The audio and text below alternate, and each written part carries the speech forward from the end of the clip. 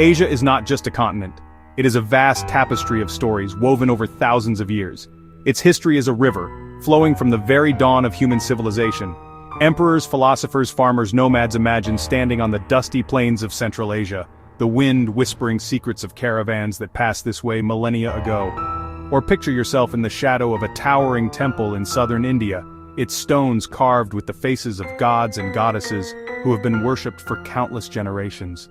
This is a land of immense diversity, where hundreds of languages are spoken and countless cultures have blossomed, each with its own unique flavor and deep, intricate past. It is a journey that takes us back in time, to the first cities ever built, the first laws written, the first great empires that stretched across vast swaths of the earth.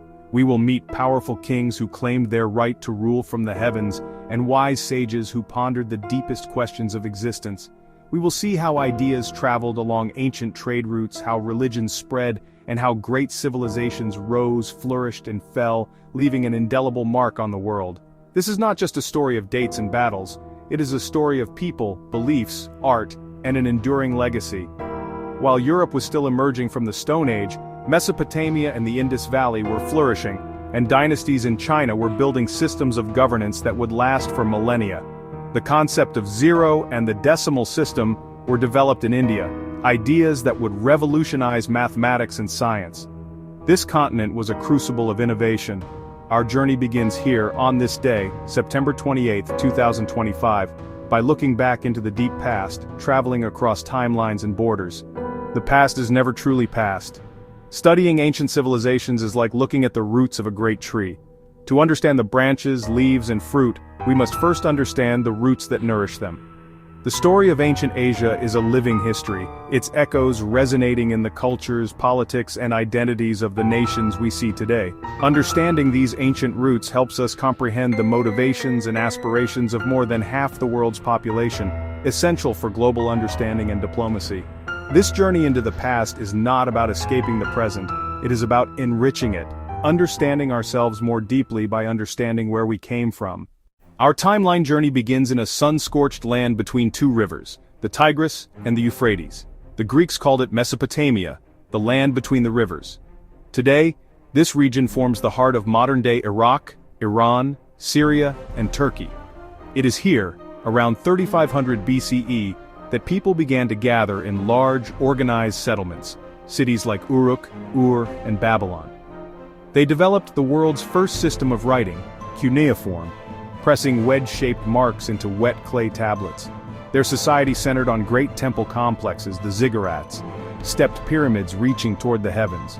They believed cities belonged to the gods and kings were the gods' earthly representatives, an idea that would echo for millennia. The Sumerians laid the groundwork, the wheel, complex irrigation, and charting the stars, foundations for astronomy and astrology.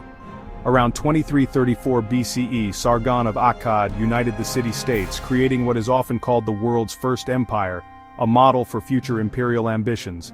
Later, Babylon rose under Hammurabi around 1792 BCE. His code, inscribed on a towering stele, set rules for commerce, family, and justice, famously proclaiming an eye for an eye. Mesopotamia's ideas about writing, law, governance, and science spread into lands that became Iran, shaping Elam and later the Persian empires. The story here is one of change, cities rising and falling, empires built and broken, yet its legacy is monumental. Humanity first learned to live in cities, to write down stories, and to create complex societies governed by law, the first great chapter in Asia's history. From this dawn, other ancient heartlands blossomed to the east, each adding their own threads to Asia's vast tapestry.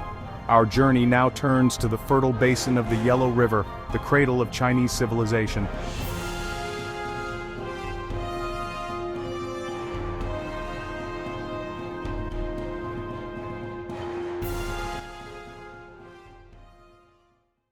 In the fertile basin of the Yellow River, the cradle of Chinese civilization took shape.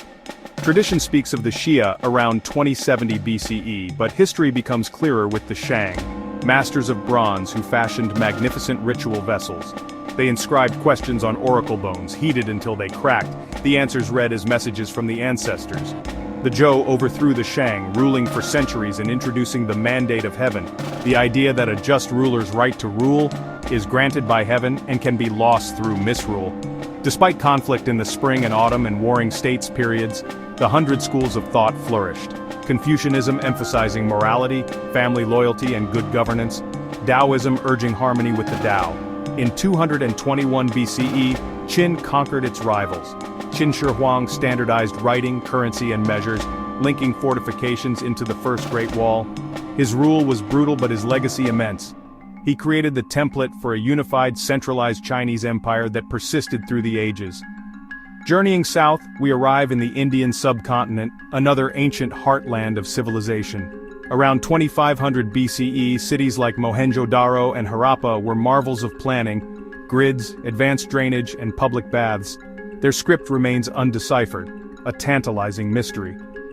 After the Indus decline, the Vedic period began. The Vedas, preserved orally with astonishing accuracy, shaped Hinduism, and society organized into Varnas, Brahmins, Kshatriyas, Vaishyas, and Shudras. In a time of intellectual awakening, Siddhartha Gautama taught a path to end suffering, while Mahavira championed non-violence toward all living beings. In 322 BCE, Chandragupta founded the Mauryan Empire. His grandson Ashoka expanded it across the subcontinent. Horrified by the Kalinga War, Ashoka embraced Buddhism, inscribing edicts of compassion and building monuments that still stand.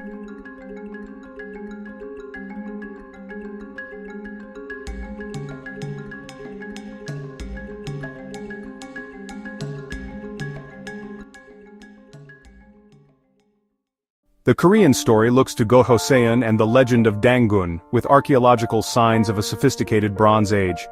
After Han commanderies, Goguryeo, Baekje and Silla emerged, rivals in war and culture.